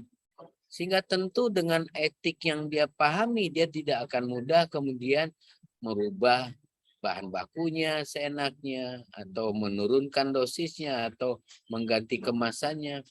Karena dia paham sekali bahwa tugas dia itu adalah menjaga kualitas, keamanan, dan khasiat dari produk yang akan dilayankan. Jadi mohon mari kita sama-sama kita hilangkan pemikiran negatif kita tentang proses di industri farmasi, karena kita percaya sekali teman-teman kita sudah bekerja dengan baik, berpraktik secara baik di industri farmasi, kemudian juga dikawal oleh teman-teman kita di Badan POM. Karena saya lihat sekarang itu ini udah ada arah angin ke sana, mendiskreditkan produk karya teman-teman kita di industri farmasi yang dianggap tidak kredibel dalam memproduksi dia farmasi. Itu harus kita hindari, Pak Sutrio. Terima kasih. Ya. Baik, terima kasih Pak Nov. Ini berikutnya banyak pertanyaan tadi masih terkait dengan keresahan anggota gitu ya di masyarakat ya, terkait dengan sidak dari kepolisian. Tadi sudah disampaikan Pak Sunarto bahwa sebenarnya di dalam tadi surat telegram Kapolri itu kepolisian tadi mendampingi petugas dinas kesehatan maupun Balai POM gitu ya Pak Sunarto ya. Ya, Nah, kemudian di sini kan tadi banyak pertanyaan, permasalahannya di lapangan itu tidak seperti itu nih Pak Sunarto. Jadi ada yang tadi seperti disampaikan Pak Nov, justru polisinya yang di depan gitu ya. Nah, ini gimana nih dari Pak Sunarto ya terkait dengan hal tersebut ya? oke. Silakan Pak Sunarto. Makasih. Jadi sebenarnya dulu pola kerja kita itu Mas, setiap badan POM atau balai POM itu mau sidak, mau meriksa sarana yang legal, itu dia minta di backup oleh Polri dari Polda atau Polsek atau Polres setempat. Nah, itu awal-awal dulu kita sering tuh. Jadi pagi kita rapat tuh di Farmapol tuh di Cipinang, nah, gitu. Terus kemudian dari segi nanti kalau ada hal-hal yang kira-kira kaitannya dengan hukum bagaimana anunya gitu. Itu dulu udah rutin sampai pernah dulu ada mayor yang di Polda Witro itu habis pulang rapat dari kita, kemudian pulang senggolan di depannya Rumah Sakit Persahabatan dengan bajai, kemudian meninggal gitu kan dibunuh itu. Itu habis rapat itu dulu sudah standarnya begitu. Termasuk di wilayah itu eh, teman-teman dari Balai POM itu biasanya koordinasi gitu ya. Termasuk kita. Tapi mungkin kita memahami bahwa teman-teman Dinkes maupun Balai POM di wilayah itu kan terbatas ya. Sementara kalau ada TR atau ada perintah apalagi dengan media yang sangat cepat begini, mungkin pimpinan-pimpinan di wilayah itu kan ingin mengamankan perintah itu ya. Jadi dia mungkin terutama Babin Kamtipmasnya, tapi dengan catatan dia memberikan arahan dan penyuluhan sesuai dengan TR itu, bukan menyidak kemudian atau bentak-bentak atau nanti mengangkat atau mengambil semua barang-barang bukti. Nah, jadi di situ kalau DTR kita justru mengamankan teman-teman di apotek itu jangan sampai nanti ada hal-hal yang di luar dugaan malah masyarakat yang nuntut kan gitu kan, kok ini kok masih jual kan gitu. Itu sebenarnya di situ garis besarnya kalau dari TR itu ya. Ya, tapi kalau tadi kejadiannya di lapangan agak berbeda itu, mungkin apakah dari pihak kepolisian juga melakukan evaluasi nih Pak Lato terkait Saya dengan yakin kalau apalagi itu sempat viral, pasti sejawat atau atasan di sana pasti ditindak, Mas. Jadi ini Mas, jadi apalagi sudah ada TR-nya jelas ya. Jadi TR-nya itu jelas itu bahwa di akhirnya itu supaya mendampingin ya. Jadi ini saya baca ada optimalkan peran Babin Kamtipmas ya yang ada agar bersinergi dengan petugas kesehatan yang ada di wilayah tersebut, dia memberikan info. Jadi tugas kita cuma memberikan info dan edukasi kepada masyarakat, khususnya kepada juga orang tua terkait bahaya penggunaan obat itu. Kemudian mendorong dinas kesehatan setempat untuk memberikan info juga yang mudah dipahami, jadi tidak bertele-tele oleh masyarakat melalui penyebaran baik itu stiker maupun dan video dan lain-lain. Kemudian bersama dengan stakeholder terkait lakukan himbauan kepada apotek ya, seluruh apotek, klinik, rumah sakit, praktek dokter yang mandiri itu untuk tidak menjual sementara waktu ya. Jadi dia menggunakan obat itu jangan dulu gitu Mas. Gitu. Jadi perintahnya udah jelas. Jadi tidak mungkin kalau misalnya apalagi ini juga Telegram ini kan juga gampang viral ya. Jadi tinggal ditunjukkan aja. Jadi pada kesempatan ini kepada sahabat yang hadir ya, jangan alergi atau trauma kehadiran polisi ya. Jadi apalagi pakaian dinas ya, kita anggap aja positif thinking. Mudah-mudahan keluarganya kan jadi obat juga. Tetapi kalau kalian misalnya nanti udah alergi, udah ini, dia kan juga punya hak juga dia datang ke apotek untuk beli misalnya untuk tahanan, untuk keluarganya, beli obat ya. Jadi jangan dibikin negatif dulu ya. Oke. Saya kira itu Pak mungkin. ya, baik, terima kasih Pak Narto. Saja masih ke Pak Nov ini. Kemarin kan kita juga banyak ini ya, pernyataan dari industri tadi sebenarnya kita tidak ingin bahas panjang lebar di sini, tapi ini karena menjadi perhatian anggota sejawat ini ya terkait dengan obat yang dinyatakan aman oleh industrinya, tapi itu juga tadi edaran bahwa semua obat tadi harus dihentikan sementara dulu itu. Jadi apa yang harus dilakukan oleh anggota ini Pak Nov? Apakah obat yang dinyatakan aman itu tetap dipertahankan atau tadi terkait dengan surat dari Kemenkes bahwa semuanya untuk sementara hentikan dulu? Ya, terima kasih Pak Sutrio. Ya, ini kan boleh katakan sebenarnya kan pemerintah yang sebenarnya kan kita dalam kondisi darurat sebenarnya. Ya, tadinya kita berharap ini nggak berlama-lama gitu ya. Tadinya waktu sudah ditemukan yang 5 item sampling dari Badan POM, dianggap udah selesai, ternyata ada lagi nambah sekian lagi yang mesti diperiksa. Nah, harapan kita sebenarnya jangan berlama-lama seperti ini. Sebenarnya yang dirugikan itu bukan hanya apotek ya, tapi masyarakat yang jauh lebih dirugikan. Karena mereka kan butuh pelayanan, apalagi dalam surat edaran itu semua sirup. Kita mau membantah, mau mengklarifikasi sirupnya apa saja, ini juga nanti nggak produktif gitu ya, karena masih dalam proses penyelidikan. Ya udah, pemeriksaan oleh Badan POM dan yang lain-lain termasuk puslapor, jadi kita ikuti dulu. Jadi ya harapan kita kondisi ini nggak berlangsung lama lah Pak Sutrio kan gitu ya. Sehingga mungkin dalam 1, 2 atau 3 hari lagi kita dapat kepastian sehingga semuanya bisa kembali normal. Ya. Baik, terima kasih Pak Nov ya. Nah, kemudian ini apa nih di chat nih?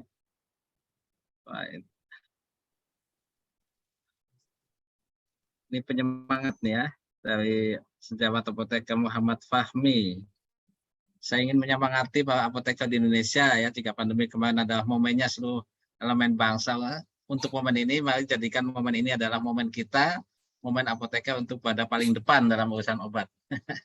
Ya, kalau ada video viral obat tanya dokter, ya mungkin kembali lagi tanya obat, ada obat tanya apoteker ya. Iya. Kemudian ini ya salut juga pada IAI yang sudah bergerak cepat. Kemudian dari informasi juga dulu dari Proviko untuk menyikapi pandemi kemarin ada dua yaitu egosentris para stakeholder dan berita hoax. Ya. Ini penyemangat juga ya.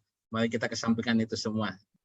Baik, kemudian apa lagi nih di sini?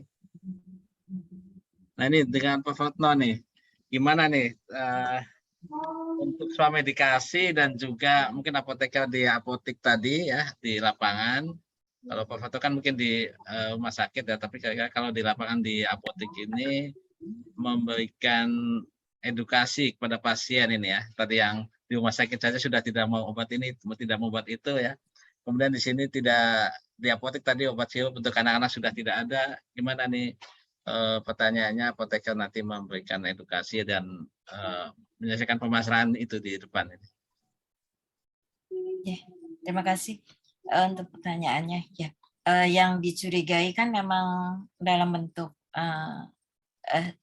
sirup ya, dalam bentuk obat minum. Jadi sampai tadi yang nggak mengandung paracetamol saja ikut-ikut tidak boleh kan begitu.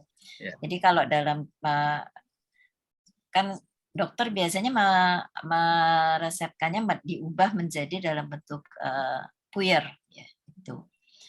Walaupun ternyata ada yang pasiennya malah meminta saya dikasih yang bukan paracetamol tapi bisa menurunkan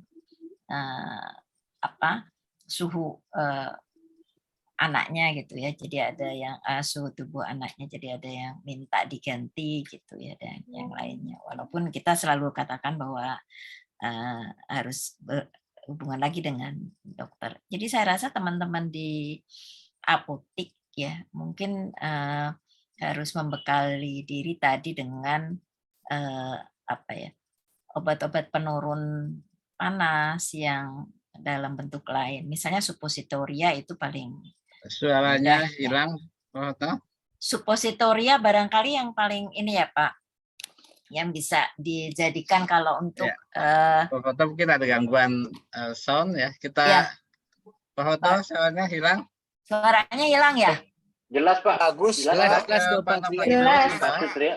Jelas. bagus, Pak bagus, Nov, Pak. ini pertanyaan juga terkait dengan daftar obat ini yang masih membingungkan juga ya. Kemarin Sutrio, mohon maaf. Badan POM tadi Oh, malah Pak. menyatakan ada 5 yang terkonfirmasi melebihi ambang batas. Kemudian di media sosial itu beda begitu banyak daftar nama obat gitu yang harus ditarik dari peredaran, tidak boleh dijual dan sebagainya. Pertanyaannya apakah ya ini sudah mendapatkan informasi resmi terkait dengan daftar obat yang tidak boleh dijual ya dan sebagainya. Karena tadi daftar yang beredar itu bisa bermacam-macam nih Pak Nov. Kalau untuk daftar kan yang resmi kita terima dari hasil Badan POM hari Kamis sore kan penarikan yang 5 itu aja ya Pak Sutrio. Sedangkan daftar lain kita tidak pernah dapat, kecuali kemudian pada kemarin malam kemudian keluar lagi daftar obat yang digunakan oleh pasien yang mengalami gagal ginjal. Tapi itu kan juga harus berhati-hati ya, seperti yang saya sampaikan tadi. Kita sih paham bahwa ini daftar obat yang digunakan gitu ya. Tapi kalau itu dikeluarkan dalam bentuk daftar ke masyarakat, so nanti itu jadi calon tersangka baru jadinya gitu ya, kan nggak bagus kan itu. Jadi kita berharap kalau bisa semua daftar itu satu pintu lah.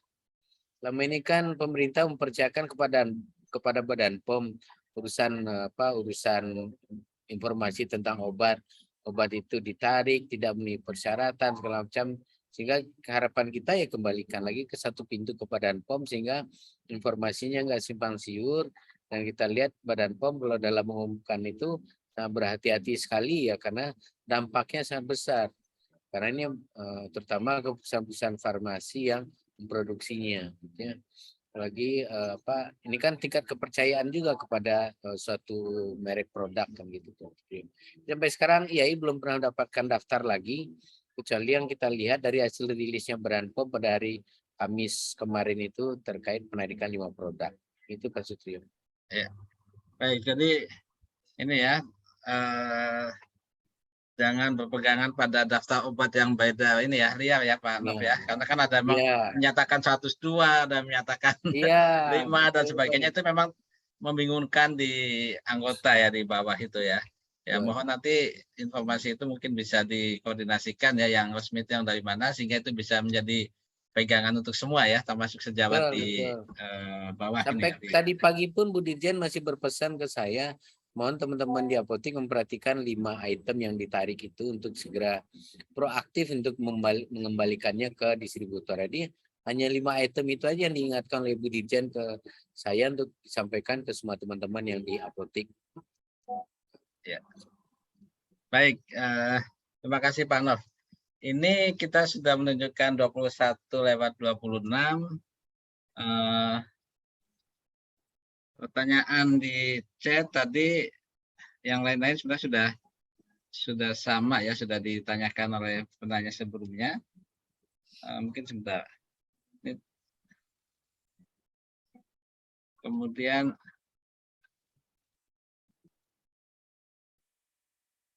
ini pengecekan cemaran tadi juga sudah disampaikan ya, bahwa untuk pengecekan cemaran tadi kan sudah BPOM melakukan, kemudian juga industri juga diminta mandiri juga ya Pak Nov ya, untuk pengecekan.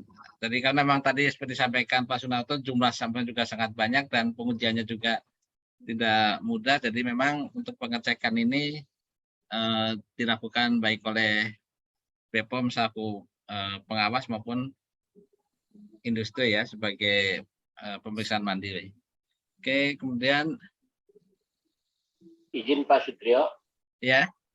Ya, ingin ada sedikit komentar Pak untuk beberapa teman-teman yang sudah mengajukan pertanyaan. Jadi tim panitia ya, Mbak Marta atau Mbak Fitri mungkin sudah merecord. Mudah-mudahan kita juga pertanyaan-pertanyaan belum terjawab nanti segera diberikan jawaban tertulis lah gitu Pak. Iya. Ya, baik. ya. Ya, kalau yang di saya tadi sudah yang diberikan oleh Mbak Fitri sudah selesai semua. di chat memang masih saya terlihat masih cukup banyak, ada beberapa hal. Antara lain mungkin juga seperti ini Pak Nop atau Pak Sunarto yang polisi ini datang kan ada juga kekhawatiran apoteker apa memang sudah terjadi. Kalau memang benar ada yang 5 sediaan itu pada saat datang itu ada, itu kan disita misalnya gitu ya. Nah sebenarnya pertanyaannya tadi kan urusan penarikan itu adalah kan PBF dari industri ya gitu ya. Nah, hal ini mungkin sikap apoteker itu yang pertanyaan tadi harus seperti apa gitu. Jadi kalau misalnya tiba-tiba polisi datang ada sediaan yang 5 itu belum tidak dijual tapi mungkin belum terpisahkan gitu ya. Misalnya yang 5 aja, tapi apalagi kalau semua sediaan sirup itu ada terus tiba-tiba ada penyitaan, jika kita harus memberikan suatu pencerahan atau sosialisasi kepada teman-teman. Terima kasih Pak Sutrio atau mungkin buat Pak Nop, Pak Sunarto ada sedikit tanggapan gitu Pak. Terima kasih. Baik, sebelum nanti memberikan statement akhir ya, tadi kalau untuk pertanyaan di chat nanti akan disampaikan kepada narasumber. Untuk yang ada di sini dari PD, apakah ada yang mau bertanya secara langsung? Izin Pak Sutrio, Pak. Ya? Saya Ayu Pak dari Hiswardis mewakili Himpunan Seminar Farmasi Distribusi. Melanjutkan yang tadi Pak Yamin sampaikan ya Pak. Jadi dari kami PBF distributor kami hanya mau nih Pak meminta untuk diberikan pendampingan. Tadi sih sama sudah disampaikan detailnya tadi dengan Pak Yamin ya. Jadi yang kami khawatirkan adalah ketika masih ada barang-barang yang tadi ya obat-obat yang sudah dinyatakan dan kita masih simpan di gudang kita, jangan sampai apoteker lagi yang dipersalahkan seperti itu sih Pak. Jadi kami mohon juga untuk pendampingannya agar kami yang di distributor pun tetap merasa aman dengan pekerjaan kami saat ini. Seperti itu Pak Sutri. Mohon tanggapannya Pak Nov ya. Terima kasih. Baik, saya akan bertanggapi dulu Pak Nov. Oh, Karena baik. mungkin ini seperti kasus dulu ya, takutnya khawatirnya seperti kasus COVID gitu dianggap. Ya, apa penimbunan gitu penimbunan ya. atau diumpetin dulu lah gitu ya, nanti dijual. Ya silakan Pak Nov. Ya untuk teman-teman baik yang di distribusi mau di industri maupun di pelayanan tidak usah khawatir. Insya Allah kami akan siap membackup teman-teman 24 jam kalau memang ada potensi masalah hukum yang muncul dalam proses ini gitu ya. Dan PPAI bersama PD bersama PC komit untuk hal ini gitu ya. Jadi nggak usah itu yang diminta, statement Pak Novi yang diminta oleh teman-teman itu. Terima kasih Pak Novi. Terima kasih Pak Nov. Ya, ya. Baik, terima kasih. Berikutnya Pak Zainul tadi dari PD juga. Silakan Pak Zainul. Saran Pak Sutrio sebentar. Izin Pak Sutrio. Oh ya, Pak Nato gimana ya? Tambahkan Pak Nov tadi, mungkin untuk distributor ya, itu mungkin ditindaklanjuti dengan surat edaran kepada apotek yang pesan ya, yang order ke situ, itu sebagai langkah pengamanan buat Anda bahwa Anda juga sudah berniat ya untuk melaksanakan himbauan dari Kemenkes maupun Badan POM. Itu dan itu pun nanti jadi pegangan juga buat apoteknya, dia akan merasa aman juga karena dia tentunya tidak hangus begitu saja kan gitu ya. Kemudian untuk yang teman di apotek sama seperti yang Pak Nur tadi, jangan khawatir, jangan panik, yang penting Anda himbauan terutama yang 5 item itu langsung dikemas, kemudian dikasih keterangan di situ bahwa siap nunggu di reter gitu ya, atau diambil oleh pihak distributor, kasih keterangan begitu. Kalau perlu difoto ya tanggalnya gitu. Oke. Kemudian yang satu lagi Pak Sutrio, mungkin saran kepada Pak Nofri kalau misalnya ke Badan POM, sebenarnya setiap item obat yang mau diproduksi, Pak, itu kan kita harus mengirimkan data lengkap ke Badan POM. Iya. Ya, termasuk item-item pelarut, pelarut yang dipakai. Nah, itu sebenarnya dari data itu kalau di sana tidak panik, mungkin kalau bisa koordinasi dengan bagian tersebut, itu sudah punya data dia bahwa daftar obat-obat yang pakai pelarut yang kira-kira diduga mengandung EG maupun DEG. Nah, itu sebenarnya kita sarankan Pak supaya daftar obat itulah yang mengandung diduga mengandung itu, tapi hasil yang diperiksa saat ini baru 5 item. Itu mungkin akan lebih nyaman kepada apoteker atau yang sejawat yang di apotek. Begitu Pak, mungkin Pak Masih. Baik, jadi tidak umum semuanya gitu ya. Iya. Datanya sudah ada di Badan POM. Saya yakin ini mungkin ada apoteker yang di Badan POM juga. Ini mungkin kalau disampaikan ke beliau. Baik, baik. Berikutnya Pak Zainul jadi bertanya, tadi menyampaikan sesuatu nih pendapat Pak Zainul. Saya Pak Supri. Ya, Ya, suara saya silakan. terdengar, Pak? Ya, Dengar. Oke, ya. Assalamualaikum warahmatullahi wabarakatuh. Waalaikumsalam warahmatullahi wabarakatuh. Terima kasih Pak Sutrio atas waktunya, dan terima kasih pada Pak Novendri, Prof. Retno, dan Pak Narto terkait dengan materi hari ini. Saya justru pendapat saya itu mungkin agak keras kali ya pendapat saya terkait untuk masalah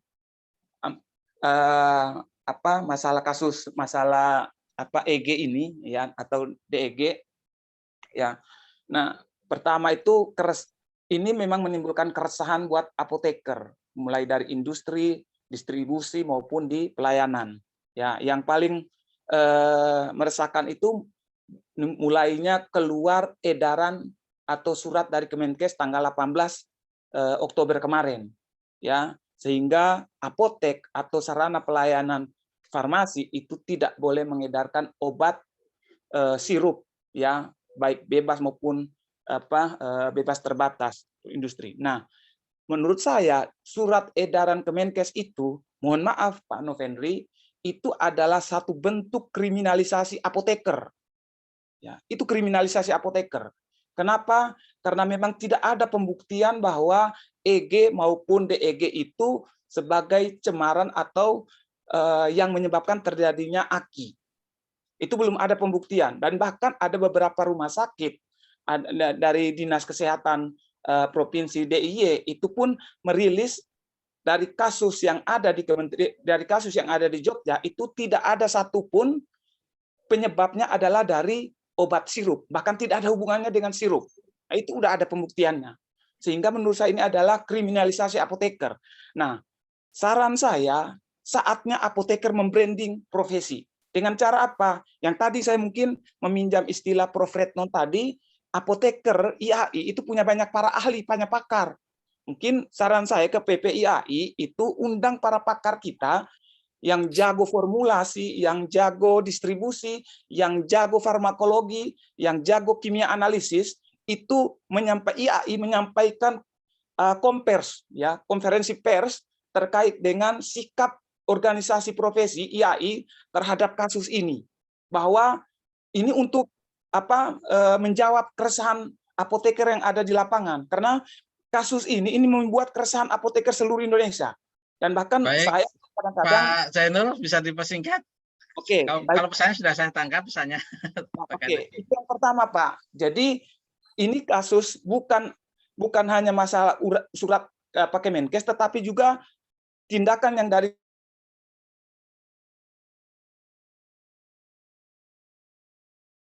Oke, soalnya hilang ya. Baik, saya lihat satu lagi ada Pak Atuk ya mau menyampaikan. Ya, terima kasih Pak Silakan Sutio. Pak Atuk. Bismillahirrahmanirrahim. Assalamualaikum warahmatullahi wabarakatuh. Waalaikumsalam warahmatullahi wabarakatuh. Ya, izin saya menyampaikan usul untuk Pak Novendri, Pak Nov, karena untuk menjadi pegangan buat anggota kita, usul kami sekiranya dari pengurus pusat IAI membuat semacam edaran tertulis ya yang berisikan tentang kasus ini ya, dan langkah-langkah yang harus dilakukan oleh anggota kita, karena khawatir kalau hanya disampaikan secara lisan lupa gitu ya. Nah itu silakan saja nanti teknisnya diatur oleh tim pengurus pusat. Intinya di sini IAI berperan untuk memberikan ketenangan kepada anggota. Keduanya usul Pak Nop, kami sekiranya memang sudah dilakukan, alhamdulillah. Tetapi kalau sekiranya belum, kiranya IAI bisa berkoordinasi juga dengan GP Farmasi, Pak Nop. Karena kan ini produk ini dibuat oleh industri farmasi yang ada di bawah naungan GP Farmasi, sehingga koordinasi ini dengan tercinokasi ini bisa lebih lebih terintegrasi lagi dalam penanganan kasus ini ya Pak Nop. Untuk Pak Sunarto ya, rekan kami di PD, izin Pak, kiranya Bapak bisa menjelaskan kepada kami anggota khususnya ya Pak ya, anggota apoteker, kadang-kadang kepolisian ini masuk ke sarana farmasi dengan dalih aduan masyarakat ya Pak ya.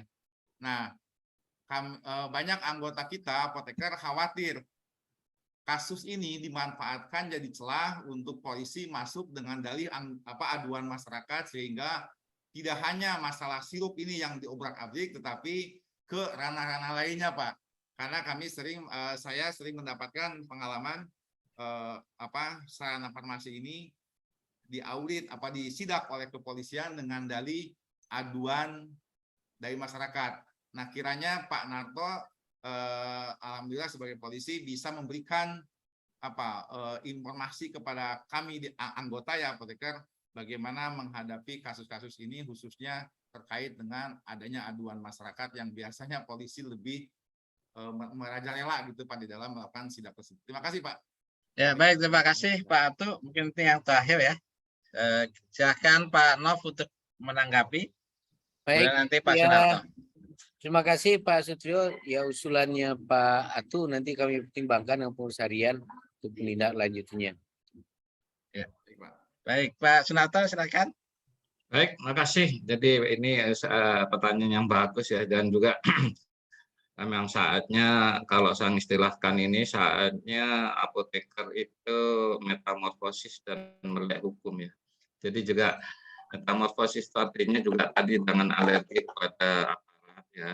Kemudian jangan negatif dulu ya, pertama. Kedua, kalau toh memang seperti yang disampaikan Pak Atu itu terjadi, ya jangan panik. Ya, kalau Anda panik atau ketakutan itu malah diduga dari ilmu kepolisian itu Anda buat salah gitu ya. Jadi kalau kalian tenang dan yakin bahwa ini sarana legal dan tidak menyimpan obat-obat yang di luar jalur resmi, itu tidak perlu panik dan tidak perlu takut. Tanyakan ya, salam aja dia yang bagus, bahkan kalau perlu disalam dulu aja ya. Selamat pagi Pak, apa yang bisa kita bantu gitu, di apa itu ini. Kalau dia memang memeriksa, tanyakan surat tugasnya. Yang kalau pemeriksaan resmi itu pasti dilengkapi dengan surat tugas. Kalaupun itu dalihnya laporan masyarakat, itu pasti di dalam surat tugasnya itu berdasarkan laporan masyarakat ya, ada tertulis. Pasti diwakili misalnya LSM apa gitu ya. Nah, dengan dasar itu ya silahkan nanti apa yang dia ini dijawab dengan profesi kita, kompetensi kita ya. Jadi ya, kita ada banyak ya di DKI ini sudah banyak. Tadi salah satunya ada di siang sudah disampaikan juga sejawat-sejawat yang bahkan lebih dari itu. Begitu terjeleknya kalau misal datang kalian panik, telepon kita. Atau yang di DKI tadi Pak Nov juga ada menjamin ya.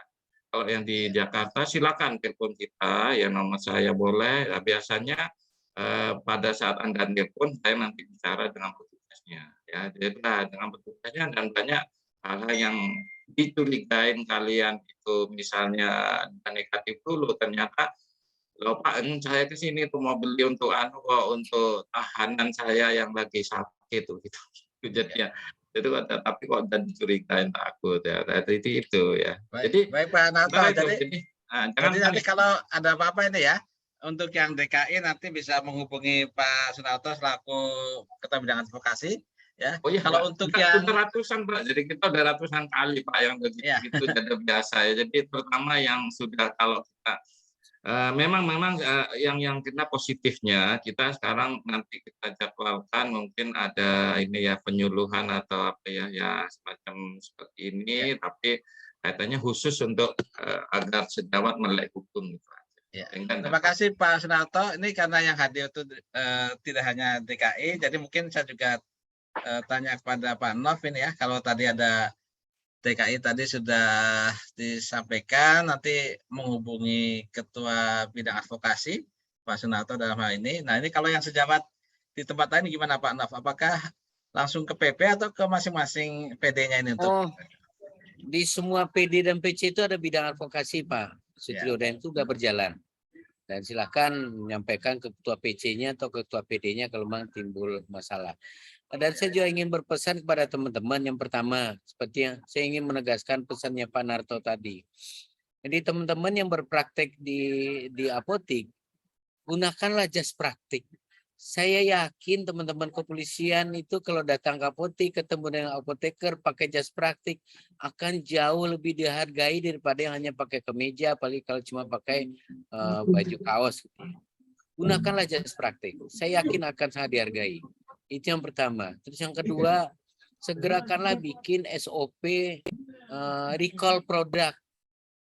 Sehingga itu nanti bisa dijelaskan ke teman-teman kepolisian. Kami itu sudah punya SOP recall produk. Ini akan kami lakukan. Jadi jadikanlah ini kejadian ini hikmah terbesar bagi kita. Pertama tadi itu, tampillah secara profesional. Gunakanlah jas praktek di apotik. Saya yakin teman-teman yang datang dari pihak kepolisian akan sangat menghargai teman-teman sebagai seorang tenaga kesehatan. Mungkin sebagian besar polisi juga nanti akan terkaget-kaget gitu ya. Oh ini ternyata ini adalah sarana kesehatan. Ini juga bagian dari kita untuk mengingatkan teman-teman sarana kesehatan. Yang kedua, yang tadi, siapkanlah SOP recall produk supaya ini juga dipahami oleh pihak lain bahwasanya kita punya SOP sendiri untuk recall produk. Itu Pak Sutrio, pesan saya Pak Sutrio ke teman-teman. Baik, sebenarnya itu tadi mau saya berikan kesempatan untuk closing statement ya dari masing-masing pembicara sebelum saya nanti akan kembali kepada MC Pak Atu. Jadi apakah Pak Nov akan menambahkan closing, tadi sepertinya sudah closing statement, tapi silakan kalau ada yang mau tambahkan sebelum nanti. Sudah ya? Sudah Pak Sutrio, cukup itu closing statementnya. Makasih banyak. Baik, kemudian Pak Fatma mungkin ada closing statement terkait dengan kasus ini ya. Silakan Pak Fatma. Ya, menurut saya ini adalah kesempatan untuk kita lebih banyak membaca lagi. Jadi kan memang kita harus terus belajar sepanjang hayat ya. Jadi kelihatan bahwa ini adalah sesuatu yang baru. Berarti memang tadi anjuran untuk belajar sepanjang hayat itu memang benar karena ternyata ada yang baru. Dan jadi artinya kita tidak tertinggal dari teman-teman profesi lain ya, karena itu kita bisa dapat berdiskusi ya, dapat berdiskusi dengan baik. Jadi mudah-mudahan juga IAI saya juga tahu punya jurnal, punya majalah gitu ya, dari barangkali sama-sama barangkali kita menulis sehingga bisa juga beredar di sana dan tidak perlu merasa lebih rendah daripada teman-teman dengan profesi lain seperti dokter ataupun yang lain ya. Tetap semangat. Ya, terima kasih Pak Fatma.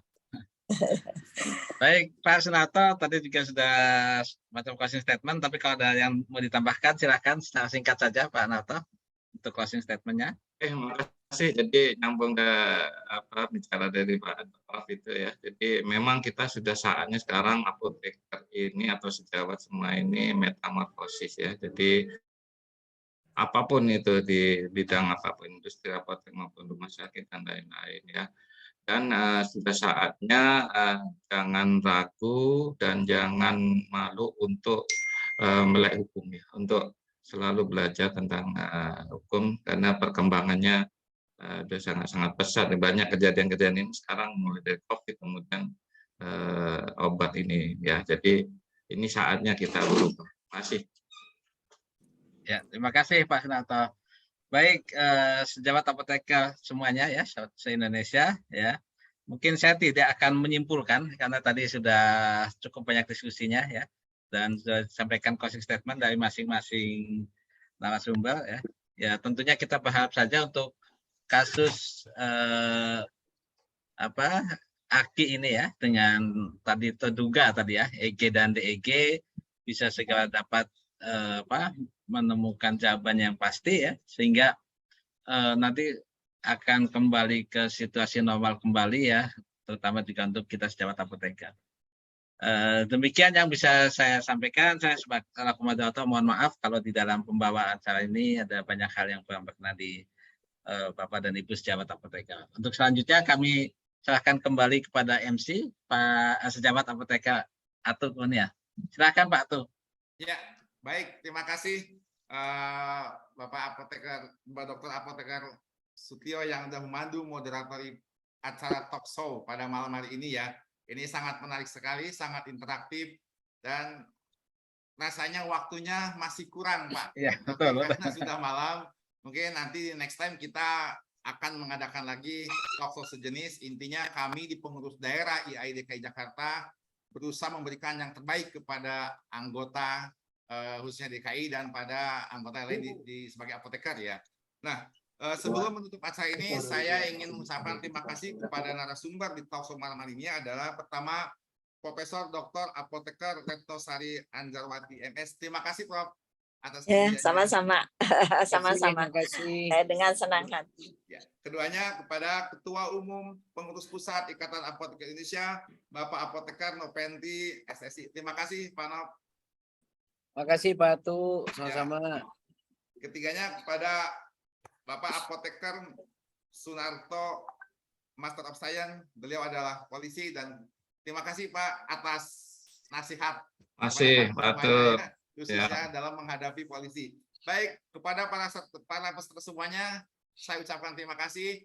Dan sebagai informasi, peserta terbanyak hari ini adalah sekitar 2.538 peserta. Luar biasa. Stabil di 2.500. Ini menandakan bahwa isu ini sangat menarik dan anggota kita masih terus mengharapkan update perkembangannya. Tentunya dengan acara ini anggota bisa mendapatkan update yang valid dan benar.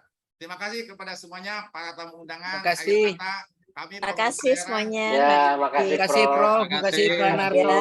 Pak Semua, Pak Sutrio dan semua rekan-rekan ya, terima kasih. Semakin kompak. Ya, Prof.